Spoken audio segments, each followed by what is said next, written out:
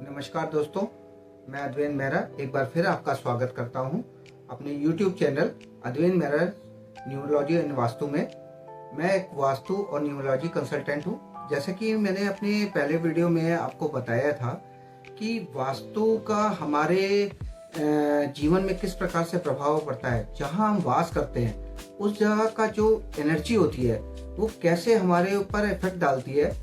और हम जो भी निर्माण करते हैं, अगर हमारे उस निर्माण में वास्तु की गलतियां हो जाती हैं, वास्तु के अनुरूप हम नहीं करते हैं, तो हमारे को किस प्रकार से कष्ट झेलने पड़ते हैं, जीवन में हमारे पास किस प्रकार के कष्ट आते हैं, उसके बारे में बताया था मैंने। और अपने साथ घटित मैंने जो मेरे जीवन में घटित हुआ उसके बारे में बताया मैंने आपको कि किस प्रकार एक छोटी सी गलती एक ब्रह्म स्थान में सीढ़ियों के बन जाने के कारण हमारे पूरे जीवन को मतलब वास्तु ने एक तरह से तहस नहस कर दिया। तो आज सबसे पहले हम बात करते हैं कि वास्तु पुरुष कौन है, जिसके लिए हम प्रत्येक भवन में जब भी कोई निर्माण करने जाते हैं उससे पहले हम उनकी पूजा करते हैं, और उनकी एक विधि विधान है जिसके बारे में भी हम आगे बात करेंगे कि किस प्रकार से विधि विधान से उनका पूजा करना चाहिए। सबसे पहले आज हम जानते हैं कि ये वास्तु पुरुष है कौन। जरूरत है कि शायद आपको भी पता नहीं होगा कि वास्तु पुरुष जो है वो कौन है, और उनका जब भी कोई भवन हम निर्माण करते हैं उस टाइम उनकी पूजा की जाती है। उनकी वास्तु की पूजा के बिना, वास्तु पुरुष की पूजा के बिना कोई भी भवन निर्माण नहीं हो सकता। ये भगवान ब्रह्मा जी का ही दिया हुआ एक वरदान है। पुराणों के अनुसार जब देवताओं और राक्षसों के बीच में युद्ध हो रहा था उस टाइम शिव जी के शरीर से जब भी पसीना गिर रहा था उस टाइम उनके पसीने से एक भीमकाय पुरुष उत्पन्न हो रहा था, जो कि जितने भी राक्षस थे उनको खाता जा रहा था और उसकी भूख मिट नहीं रही थी। ऐसे करते करते युद्ध की समाप्ति के बाद भी उसकी जब भूख नहीं मिटी तो शिव जी की आज्ञा के अनुसार वो चला आया भूलोक पे, और वहां भी सारी चीजों को तहस नहस करने लगा और हर एक चीज को खाने लग गया,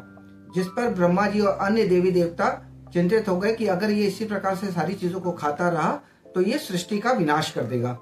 तो ब्रह्मा जी से जब देवी देवताओं ने युति मांगी तो उन्होंने क्या करा कि उसको पीछे से धक्का देके एक प्रकार से उनको औंधे मुंह यानी कि मुंह के बल उनको गिरा दिया, जो आज भी एक वास्तु पुरुष। तो इस प्रकार सभी देवी देवताओं ने उसको वास्तु पुरुष को औंधे मुंह गिरा दिया और उसके ऊपर चढ़कर बैठ गए। तब उस महापुरुष ने पूछा ब्रह्मा जी से कि क्या मैं इसी तरह से रहूंगा और मैं क्या खाऊंगा। तो ब्रह्मा जी ने फिर उनको वरदान दिया कि हर 3 महीने में आपकी दिशा बदलेगी और आप जो है हर भवन में जहां भी कोई नया भवन का निर्माण होगा वहां पे आप उपस्थित होंगे। अगर वो वास्तु के अनुरूप नहीं होगा और आपकी पूजा नहीं की जाएगी तो वहां पे जो कुछ भी होगा आप उसको खा सकते हैं। तो जो भी हमारे घर में अगर वास्तु का हम निर्माण करते हैं, वास्तु के अनुरूप हम कोई भी भवन का निर्माण नहीं कर रहे हैं, तो जो हमारी परेशानियां आती हैं वो समझ सकते हैं कि उन्हीं महापुरुष के कारण आती है, जिनका की वास हमारे निवास स्थान में हो जाता है और हमारे घर में परेशानियां आनी शुरू हो जाती हैं। तो इसी प्रकार से उन्होंने ब्रह्मा जी ने आगे चल के उनको वरदान दिया कि आप इस भूमि पर निवास करेंगे और तुम्हारे साथ सभी 45 देवी देवता भी निवास करेंगे। तभी कहा जाता है कि जो भी हमारे उसमें एक हम कोई भी घर बनाते हैं, कोई भी जलाशय बनाते हैं, या फिर हम कोई महल बनाते हैं, या फिर कोई शहर बसता है, तो हर जगह पे हमारे वहां पे देवी देवताओं का निवास होता है। 45 देवताओं का निवास होता है। और यदि हमने प्रॉपर वे में वास्तु पुरुष की हमने पूजा पाठ नहीं कराया तो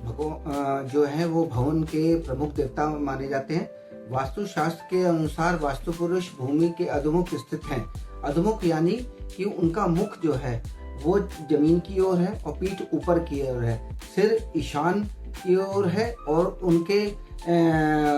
उत्तर पूर्व दिशा में यानी कि ईशान कोण, और पैर नैऋत्य यानी कि दक्षिण पश्चिम दिशा में है, और उनके जो हाथ हैं, जो भुजाएं हैं, वो पूर्व और पश्चिम में है। इस प्रकार जब भी हम कोई नया घर बनाते हैं, कोई भी भवन बनाते हैं, किसी भी जगह का हम निर्माण करते हैं, तो सबसे पहले हमें वास्तु पुरुष की पूजन करना पड़ता है और उनको भोग लगाना पड़ता है। कोई भी नींव खोदते हैं हम किसी भवन के निर्माण के लिए, उसके लिए भी हमें सबसे पहले उन वास्तु पुरुष को भोग लगाना पड़ता है और उनकी पूजा करनी पड़ती है। तो इसमें हमें जैसे ब्रह्मा, विष्णु, शिव जी, गणेश भगवान के साथ साथ वास्तु पुरुष का एक पूरा विधि विधान से पूजन करना होता है और समय समय पे उनको यदि किसी भवन में कोई परेशानी आ रही है, किसी वास्तु की परेशानी आ रही है, तो उनको समय समय पे जैसे अमावस्या के दिन भोग लगाना पड़ता है। इस प्रकार की सारी चीज़ों को हमें पूजा पाठ आदि करना पड़ता है, तभी हमारे घर में एक सुख शांति बनी रहती है। और जो वास्तु का हमें रहने का, वास्तु के अनुसार हमें घर में रहने का फल प्राप्त होता है, वो तभी प्राप्त होता है जब हमारे घर के जो वास्तु पुरुष है वो प्रसन्न होंगे। यदि वो प्रसन्न नहीं है तो वो हमारे वहाँ की सुख समृद्धि जो भी हमारे घर में है उनको वो खाना शुरू कर देते हैं। इस प्रकार से जब वो उन सुख समृद्धियों को खाना शुरू कर देते हैं तो हमारे भवन में जहाँ हम निवास करते हैं, जहाँ हम वास करते हैं, उस जगह पे हमें अनेक प्रकार के कष्ट आने लगते हैं। जैसे कि हमारे घर में बीमारियां घर कर लेती हैं और किसी प्रकार के रोग आने लग जाते हैं